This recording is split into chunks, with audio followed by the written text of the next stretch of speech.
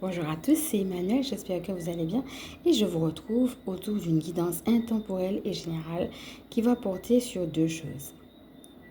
La première, ce sera sur la clarté et la deuxième, ça sera justement quand on a plusieurs projets, allons voir quels conseils sont sortis justement pour rassembler ces projets et finalement avoir une vision d'ensemble plutôt que différents petits projets. Alors installez-vous confortablement, commencez par respirer profondément.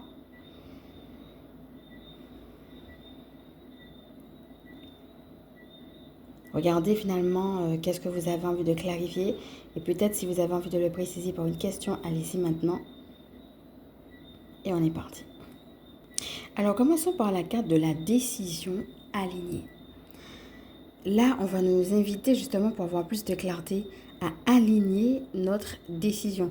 Donc ça me rappelle en effet le petit chat où on parlait de l'alignement entre le cœur et puis la tête, ce qui se passe dans les pensées, mais aussi ce qui se passe dans la matière. Comment tu peux mettre plus d'alignement déjà de manière énergétique dans ta vie et puis comment ça peut justement se manifester dans la matière. Regarde maintenant la deuxième carte. Terre, mer. Cette deuxième carte va nous inviter à nous ancrer. Donc, en effet, c'est une carte qui va nous inviter à la méditation, mais aussi à la confiance en la vie, au courage, à regarder ce qu'il y a à transmuter. Quelles sont les émotions qui te viennent en cet instant? Qu'est-ce que tu ressens que tu es appelé à transmuter? Et comment la vie elle-même peut venir te soutenir, peut venir t'aider? Et je crois que des fois, c'est justement parce qu'il y a trop de choses qu'on n'arrive pas à en sélectionner une et que du coup, on peut avoir un manque de visibilité sur la vision. Et c'est comme s'il y a des choses qui venaient alourdir et il faut les laisser tomber pour avoir justement, non pas plusieurs choses, mais je dirais une trajectoire précise, peut-être plus ciblée.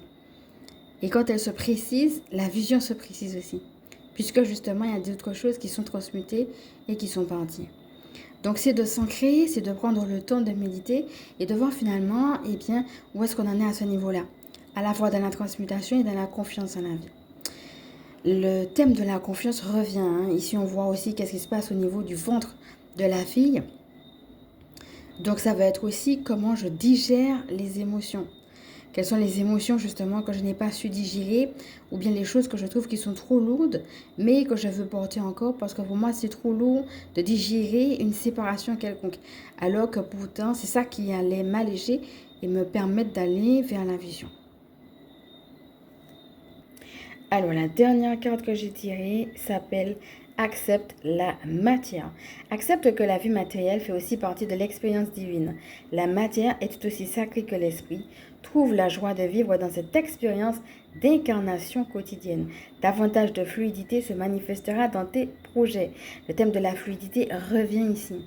Alors, on a parlé de décisions alignées tout à l'heure. Certaines personnes, justement, fuient la matière parce que c'est trop dur, parce qu'il y a des choses qui sont trop difficiles. Et du coup, la spiritualité elle-même peut devenir une fuite. Et d'autre part, ça peut être aussi l'effet complètement inverse d'être toujours dans la matière, d'avoir toujours énormément de choses à faire, énormément de préoccupations pour justement ne pas avoir à regarder en face des émotions, surtout si ce sont des émotions qui font mal. Avec le thème de la décision alignée, on a l'équilibre entre les deux pour justement faire les deux avec justesse. Avec la carte accepte la matière, ça peut être l'argent de manière très concrète, mais aussi la vie matérielle de manière générale. Est-ce que tu es au clair avec ça? Est-ce que tu arrives à être en paix avec le fait que tu as besoin de la matière? Alors si la réponse est non, on va t'inviter à travailler ça, à le creuser et à faire la paix avec cette réalité humaine, cette nécessité de la matière. Et là, on parle de sacré. Dans l'idée de l'ancrage, on a quelque chose de sacré aussi avec la terre-mère. Le fait que la terre nous aime, qu'elle nous supporte, qu'elle nous soutienne. On n'est pas juste sur terre par hasard, on est une vie sacrée. Et la terre a quelque chose de sacré à nous dire, je t'accueille, bienvenue dans cette vie. Et là, on parle aussi de matière qui est sacrée.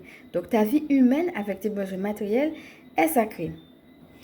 Alors, cela nous invite aussi dans la vision à voir que la vision peut être quelque chose de très très concret, très très matériel. C'est pas toujours spirituel, ça peut l'être, hein, développer des qualités, des forces intérieures, etc. Mais la vie matérielle rentre en compte. Dans la vision, ça peut être, par exemple, j'ai besoin d'argent ou j'ai besoin de telle ou telle chose par rapport à un projet précis. Et ça peut être un projet qui est très très terre à terre, très très pragmatique, très très matériel et il n'en reste pas moins sacré.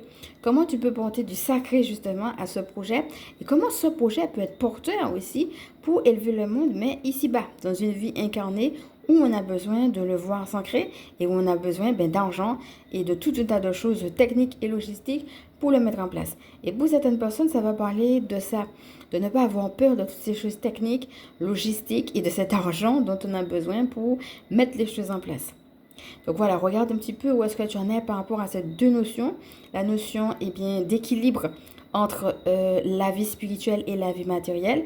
La notion de mettre du sacré et du sens dans ce que tu fais dans la vie matérielle aussi. Et comment finalement tout cela te permet d'exalter la beauté de ta vie ici. C'est-à-dire une vie humaine, une vie où on a besoin d'ancrer les choses. Donc voilà un petit peu comment tout ça peut venir me parler. Alors maintenant, je vais t'inviter à respirer profondément et puis on va passer à quelques conseils en deuxième partie de cette vidéo pour les gens qui ont plusieurs projets et qui ont besoin de se fixer sur un en particulier.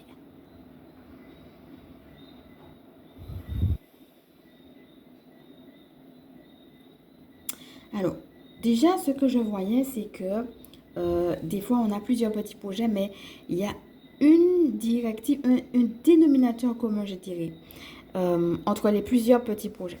Regarde déjà tes plusieurs petits projets et regarde, est-ce qu'il n'y a pas un dénominateur commun entre chaque projet? Et comment ce dénominateur commun peut justement donner une directive, un sens, une vision particulière plus précise. La deuxième chose qui me venait, c'est que quand il y a plusieurs projets comme ça, on ne peut pas tout faire parce que ça épuise et ça éparpille l'énergie. Donc, il faut prioriser les choses. Il faut commencer par donner priorité à un projet. Ça ne veut pas dire qu'on ne va pas faire les autres.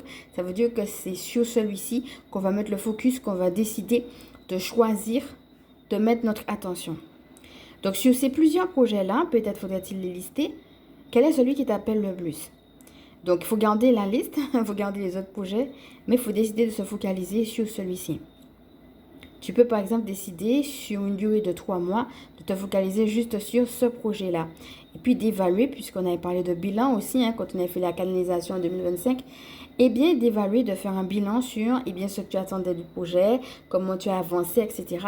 Comment il t'a apporté. Et puis, est-ce que tu as toujours envie de continuer sur cette lancée ou bien est-ce que tu préfères, par exemple, choisir un autre projet? Alors, il y a peut-être aussi des gens qui disent, oui, mais moi, j'ai tellement de projets, il n'y a pas forcément un en particulier qui m'appelle puisque tous me plaisent et je ne sais pas quoi choisir. Eh bien, quand c'est comme ça, la tactique, c'est de faire tout simplement un peu pile ou face, hein, c'est-à-dire au hasard. Hein, choisir, je dirais entre parenthèses, au hasard, un projet. Et puis, regarder finalement comment ce projet-là évolue. Mais ça va être important en effet pour ne pas éparpiller son énergie et bien d'aller faire ce choix-là.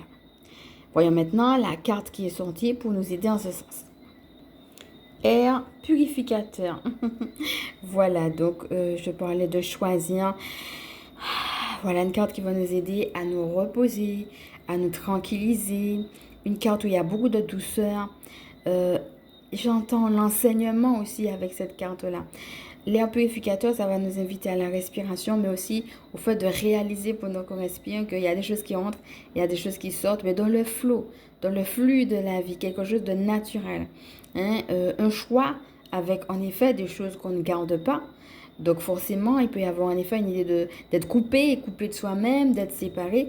Mais en même temps, c'est quelque chose qui nous élève, qui nous fait grandir. Hein? C'est un peu comme la respiration, on inspire. Il y a des choses qui rentrent, hein, par exemple de l'air dans nos poumons et quand on expire, forcément, ça sort. Et c'est comme ça, c'est un mouvement de va-et-vient entre l'un et l'autre. Je crois qu'il faut vraiment faire la paix avec la notion du choix, avec la notion qu'on ne peut pas tout garder et que justement, on parle bien d'air purificateur. Donc c'est quelque chose qui vient nous faire du bien. Cette fluidité nous élève et cette fluidité justement vient nous purifier. Donc comment tu peux mettre plus de fluidité dans ta vie, dans tes projets? Ça ramène justement à cette notion de choix qu'on avait vu tout à l'heure. Donc voilà, j'espère que cette guidance t'a inspiré, t'a aidé et nous allons nous quitter sur cette belle carte de l'air purificateur. Alors comme d'habitude, je vais t'inviter à respirer profondément pour laisser descendre tout ce que tu as reçu afin finalement commencer à venir te rejoindre et puis je vais me présenter pour celles qui ne me connaissent pas.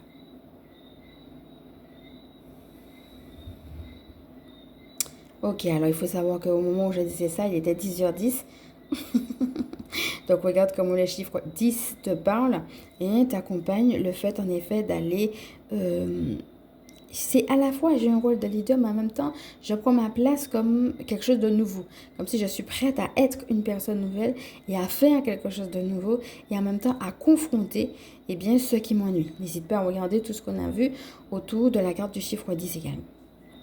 Donc je suis Emmanuel, je suis chamane. Ma mission de vie consiste à permettre aux énergies sacrées de s'intégrer dans nos vies humaines. Je suis aussi spécialiste en recouvrement d'âme et en vitalité énergétique, gardienne spirituelle des familles qui pratiquent l'école à la maison. Alors comme d'habitude, si cette vidéo t'a plu, je vais t'inviter à liker. Si tu penses qu'elle peut aider d'autres à partager, et bien évidemment, pourquoi pas t'abonner. Je te fais de gros bisous et je te dis à bientôt.